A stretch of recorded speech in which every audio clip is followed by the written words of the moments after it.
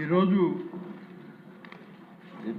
తిరుమల తిరుపతి దేవస్థానం శ్రీ వెంకటేశ్వర స్వామి యొక్క ప్రసాదమైనటువంటి లడ్డు విషయంలో చర్చలో పాల్గొని ఈరోజు ఆ వివరాలన్నీ వివరించాల్సిన పరిస్థితి రావడం కూడా ఒక ఇంత బాధాకరమే అధ్యక్ష.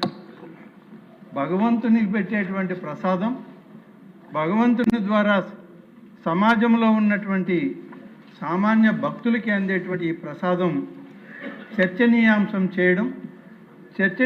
చేయడమే కాదు అధ్యక్ష, కల్తీ చేసి దాన్ని అపవిత్రతని మరి ఇవాళ తయారు చేయడం అనేటువంటిది ఈరోజు ఈ సభలో దీనికి ఒక చర్చలో పాల్గొనాల్సి రావడం కూడా దేవాదాయ శాఖ మంత్రిగా బాధాకరంగానే ఉంది అధ్యక్ష. ప్రస్తుతం కేసు తిరుమల తిరుపతి దేవస్థానం కల్తీ ఆవు నెయ్యి సరఫరాకు సంబంధించి తీవ్రమైన ఆరోపణలకు సంబంధించినది. ఈ నెయ్యి తిరుమల మరియు తిరుచానూరు ఆలయాల్లో భక్తులకు సమర్పించే శ్రీవారి లడ్డు మరియు ఇతర పవిత్ర ప్రసాదాల తయారీలో ప్రధాన పదార్థంగా ఉపయోగించబడుతుంది. మతపరమైన మనోభావాలు మరియు టీటీడీ చేపట్టే భారీ స్థాయి కొనుగోళ్ల కారణంగా ఈ అంశం గణనీయమైన ప్రజా ప్రాముఖ్యతని సంతరించుకుంది. అధ్యక్ష,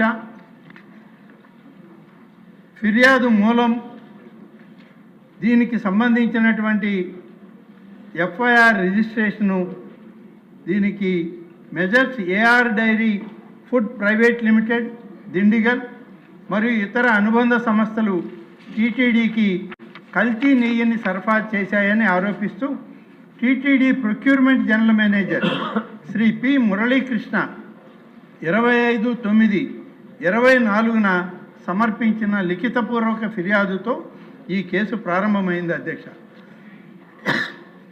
ఆ ఫిర్యాదు ఆధారంగా తిరుపతి ఈస్ట్ పోలీస్ స్టేషన్లో ఆహార కల్తీ, మోసం, కుట్ర మరియు సంబంధిత నేరాలకు సంబంధించి భారతీయ న్యాయ సంహిత మరియు ఆహార భద్రత మరియు ప్రమాణాల చట్టం కింద ఎఫ్ఐఆర్ 470/2024గా నమోదైంది అధ్యక్ష.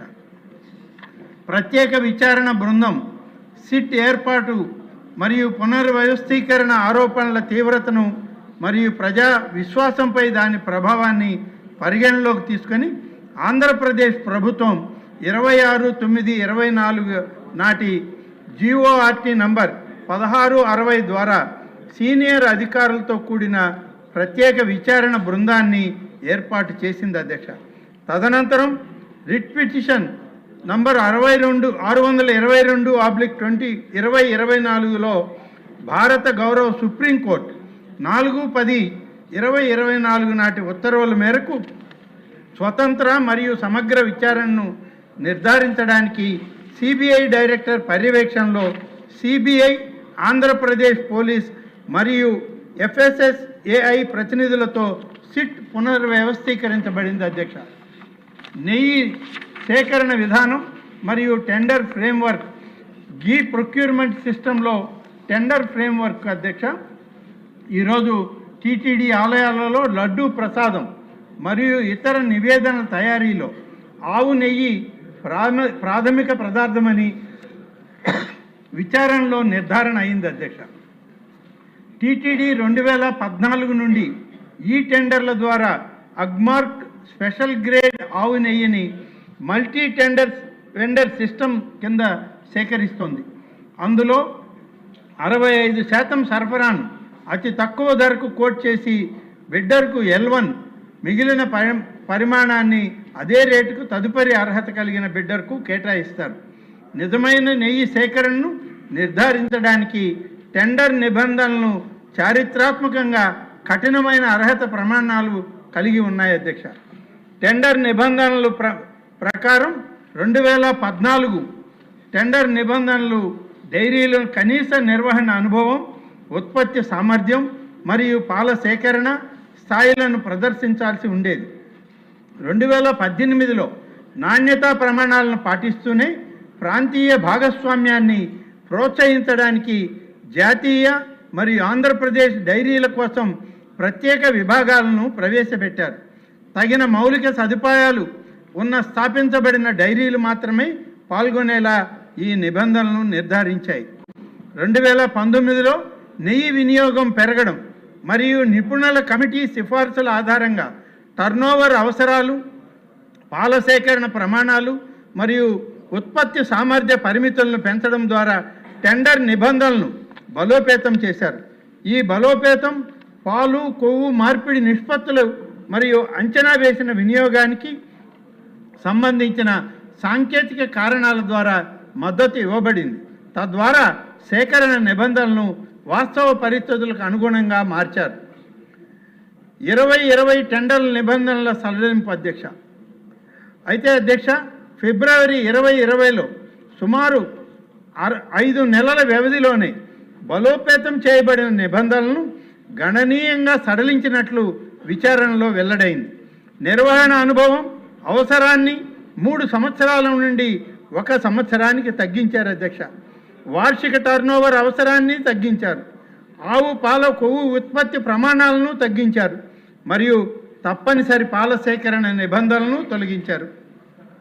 సమగ్ర అధ్యయనం, క్షేత్రస్థాయి పరిశీలన లేదా సాంకేతిక సమర్థన లేకుండానే ఈ సడలింపు చేయడం జరిగింది.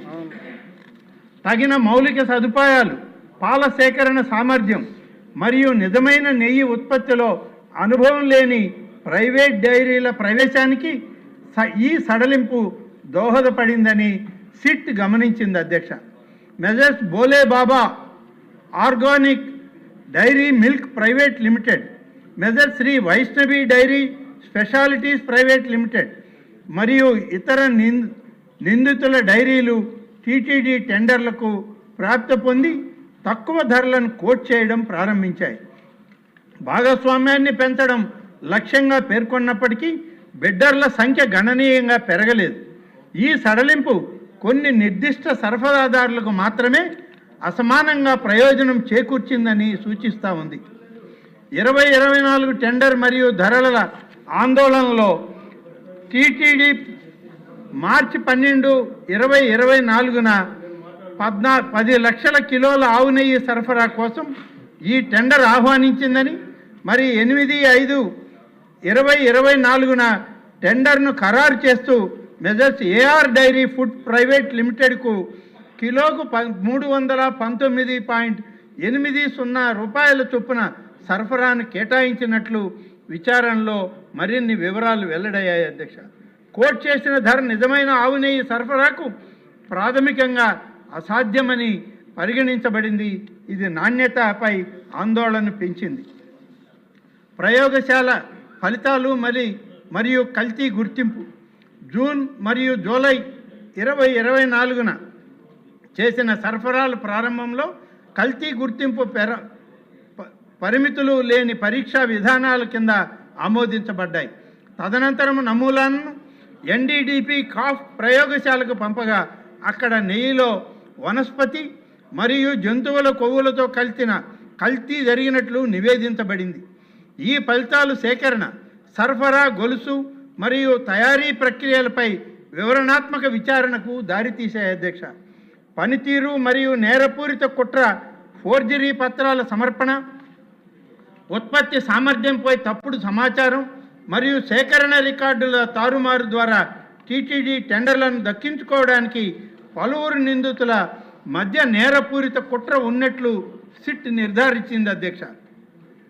పామాయిల్, పామ్ కర్నల్ ఆయిల్ మరియు పామోలిన్తో పాటు బెటా కెరోటిన్, ఫ్లేవరింగ్ ఏజెంట్లు మరియు ఇతర రసాయనాలను ఉపయోగించి అసలు నెయ్యి రుచి, వాసనను పోలి ఉండే విధంగా కల్తీ నెయ్యిని తయారు చేసినట్టు విచారణలో వెల్లడైంది అధ్యక్ష.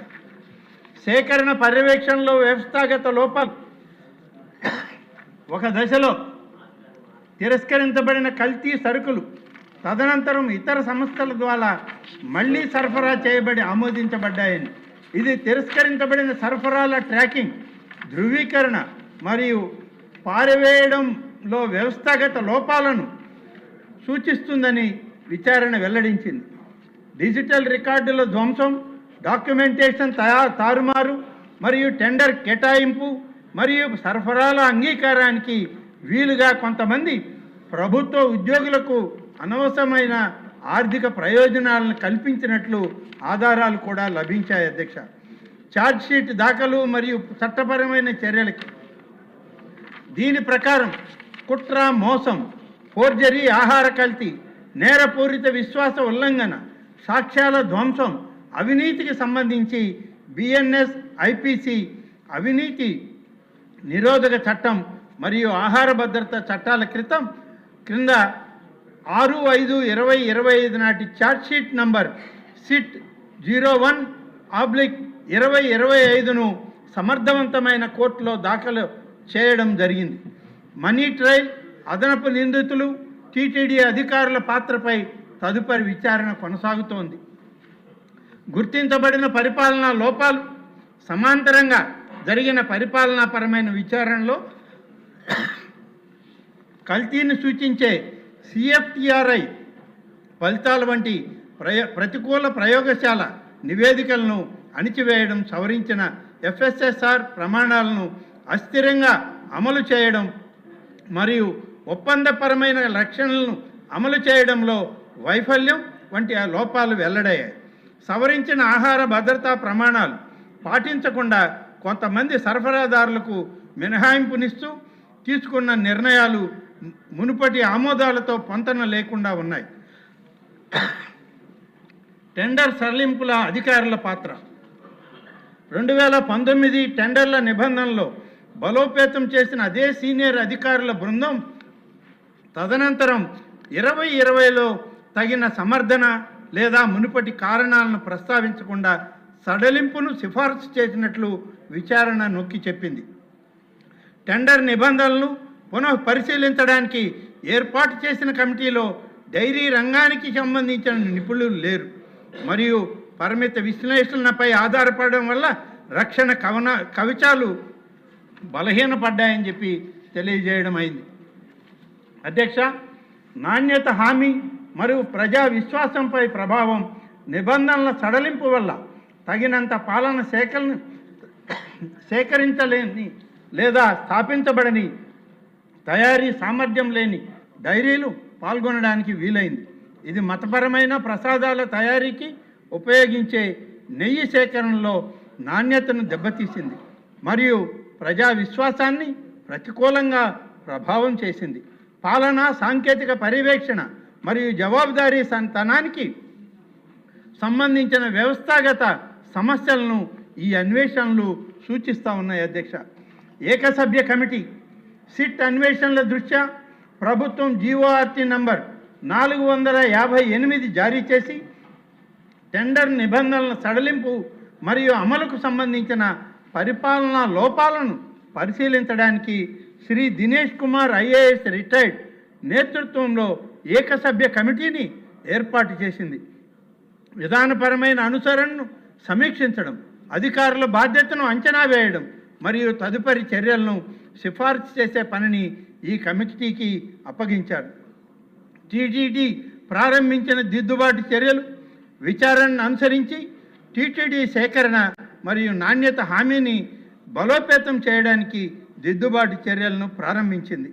వీటిలో నెయ్యి సాంకేతిక నిపుణుల కమిటీ ఏర్పాటు, NABL గుర్తింపు పొందిన ల్యాబ్ నుండి తప్పనిసరి ధృవీకరణ, ప్లాంట్ తనిఖీ విధానాలను బలోపేతం చేయడం, ట్యాంకర్ల GPS ట్రాకింగ్, ప్రమాణీకరించిన శాంప్లింగ్ ప్రోటోకాల్, కల్తీ గుర్తింపు కోసం ఇన్హౌస్ ల్యాబొరేటరీ సౌకర్యాలను ఆధునీకరించడం జరిగింది. అధ్యక్ష, ఆహార భద్రత వ్యవస్థలో బలోపేతం, అదనపు చర్యల్లో బహుళ ఆహార వస్తువుల కోసం ఆహార భద్రత మరియు ప్రమాణాల చట్టం నిబంధనలను స్వీకరించడం, సేకరణ మరియు పరీక్షల కోసం SOPలను ప్రవేశపెట్టడం, థర్డ్ పార్టీ సర్టిఫికేషన్ అవసరాలను ఏర్పాటు చేయడం మరియు విజిలెన్స్ పర్యవేక్షణను బలోపేతం చేయడం ఉన్నాయి. అధ్యక్ష, ఉష్ణోగ్రత నియంత్రిత నిల్వ మరియు పెరిగిన గిడ్డంగి సామర్థ్యం వంటి మౌలిక సదుపాయాల మెరుగుదలలు కూడా ప్రతిపాదించబడ్డాయి. అధ్యక్ష, ప్రతిపాదిత పరిపాలనా సంస్కరణలలో పాత్రలు మరియు బాధ్యతలను నిర్వహించే సమగ్ర ప్రొక్యూర్మెంట్ మాన్యువల్ తయారు, ప్రొక్యూర్మెంట్ విభాగం పునర్వ్యవస్థీకరణ, సాంకేతిక మూల్యాంకనం మరియు తనిఖీ విధులను వేరు చేయడం, ఫైల్ ప్రాసెసింగ్ విధానాల్లో మెరుగుదల మరియు కీలకమైన సాంకేతిక పోస్టులను నిపుణులతో భర్తీ చేయడం వంటివి ఉన్నాయి అధ్యక్ష. ఈ చర్యలు జవాబుదారీతనం మరియు పారదర్శకతను సంస్థాగతం చేయడం లక్ష్యంగా పెట్టుకున్నాయి. సంస్థాగత బలోపేతం మరియు మౌలిక సదుపాయాల అభివృద్ధి తిరుమలలో FSSAI ప్రయోగశాల ఏర్పాటుకు మరియు తిరస్కరించబడిన సరుకులను పారవేయడానికి బ్లాక్ లిస్టింగ్ మరియు డిపాజిట్ల జప్తుతో సహా మెరుగైన యంత్రాంగాల అమలుకు TTD ఆమోదం తెలిపింది. పర్యవేక్షణను బలోపేతం చేయడానికి సిబ్బంది నుండి ఫీడ్బ్యాక్ యంత్రాలు మరియు ఆహార భద్రత పద్ధతులపై శిక్షణని ప్రవేశపెట్టారు అధ్యక్ష. కేసు ప్రాముఖ్యత ముఖ్యంగా పెద్ద సంఖ్యలో భక్తులు వినియోగించే మతపరమైన ప్రసాదాలను నిర్వహించే సంస్థల్లో బలమైన సేకరణ పాలన, సాంకేతిక శ్రద్ధ మరియు ఆహార భద్రతా ప్రమాణాల కఠినమైన అమలు యొక్క ప్రాముఖ్యతను ఈ కేసు నొక్కి చెబుతుంది. టెండర్ సడలింపుకు సంబంధించిన విధానపరమైన నిర్ణయాలు నాణ్యత హామీని ప్రభావితం చేసే తీవ్రమైన పరిణామాలను కలిగిస్తాయని ఈ అన్వేషణలు సూచిస్తున్నాయి అధ్యక్ష. క్రమశిక్షణ మరియు పరిపాలనా చర్యలు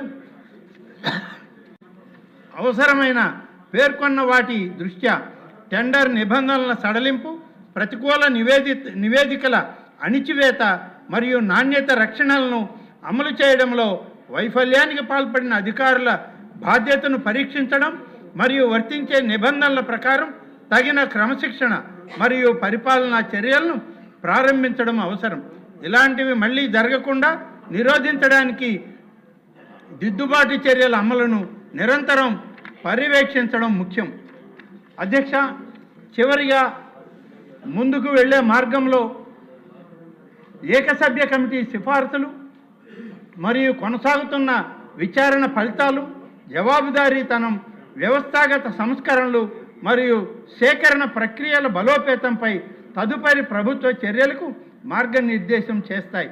ప్రజా విశ్వాసాన్ని మరియు సంస్థాగత విశ్వసనీయతను కాపాడడానికి పారదర్శకత, సాంకేతిక సమగ్రత మరియు ఆహార భద్రతా ప్రమాణాలకు కట్టుబడి ఉండడం చాలా కీలకం అధ్యక్ష.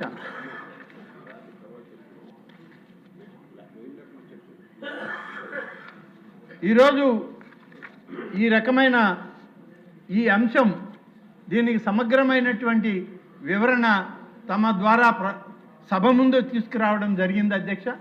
కాబట్టి ఇవాళ రాష్ట్ర ప్రభుత్వం నుంచి అనేక విధాలుగా ఈ కల్తీ జరిగిన విధానం కానీ, కల్తీ జరిగినటువంటి వివరణలో కానీ అన్నింటిలో సమగ్రమైన దర్యాప్తు, దానికి సంబంధించిన నివేదికలన్నీ కూడా ఇవాళ తీసుకొని ప్రభుత్వ పరిశీలనలో పెట్టడం జరిగింది అధ్యక్ష.